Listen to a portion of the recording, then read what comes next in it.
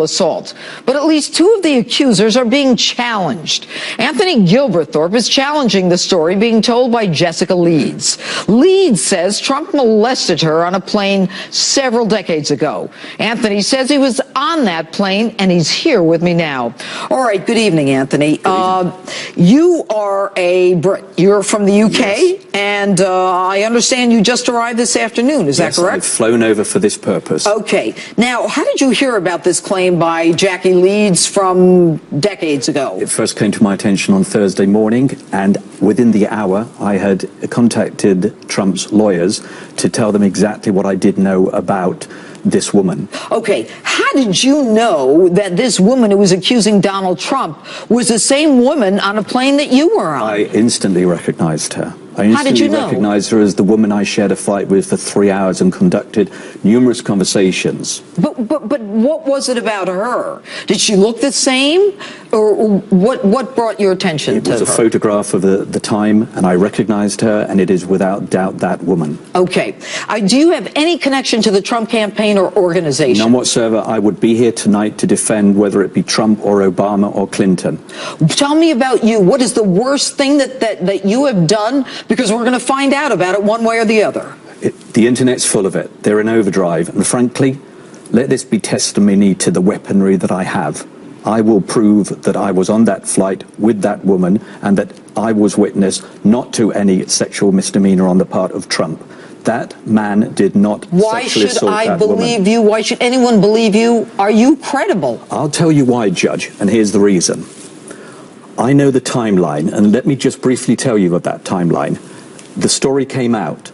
Within hours, I had contacted the Trump Organization, and I had given them factual evidence of the Tell me the evidence. The configuration of those seats, where Trump was, where she was, where I was.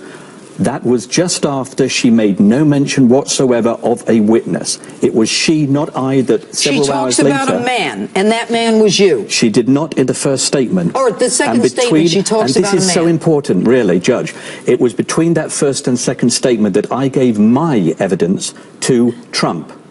In the second statement, without knowing, in fact, that I had given those facts relating to the configuration and the position of Trump and her and I. What did you see happen then?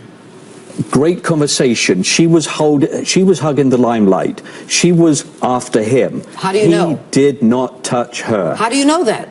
Please, I was there throughout the flight. There was nowhere else to go. Was it a day flight or a night flight? It was a day flight. Was he drinking? No. Was she drinking? None of us were drinking. How do you know that? Don't let that be the excuse that the How do you know that? Give. No, because I was there. I was there, and you know the interest in What was she wearing? A white trouser suit.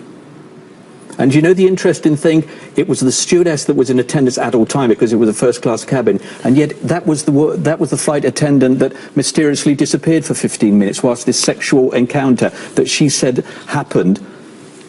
It's not real. Did she talk to you about Donald Trump? Yes, she exclaimed with excitement when he went to the toilet, how she thought how exciting it was that she had met him. And she literally went like that. She said, I can't believe my luck that I've met one of the richest men in the world. All right. Anthony, there's going to be a lot of testing of what you said, but thank you for being on Justice Tonight.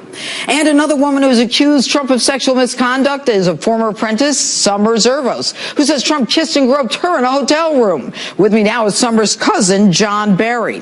All right, John, you say that your cousin is a liar, and why do you say that?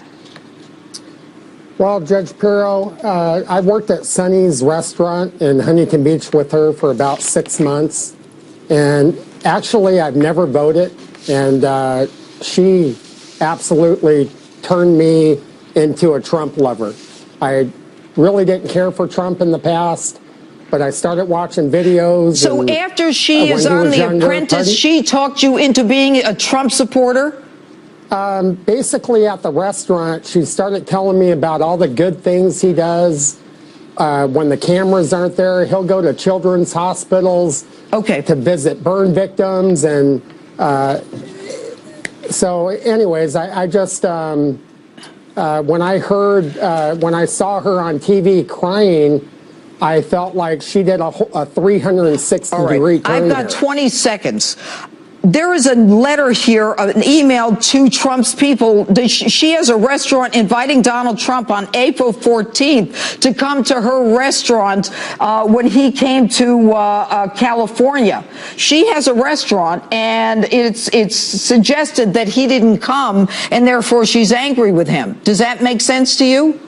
Absolutely. That is 100% correct. She was not happy, and I felt like, you know, she's been known to sue people. She sued a restaurant in Newport Beach for sexual harassment. Interesting. And I just felt like, I hope she doesn't do anything